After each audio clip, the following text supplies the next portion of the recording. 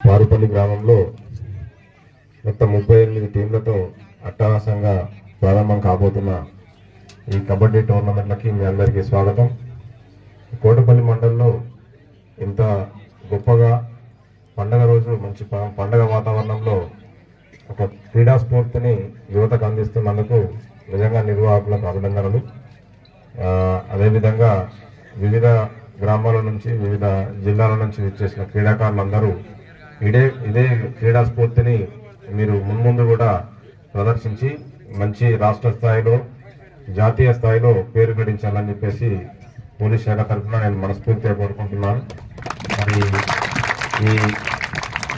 ఈ కబడ్డీ పోటీలకి మిమ్మల్ని పోలీస్ శాఖ తరఫున నన్ను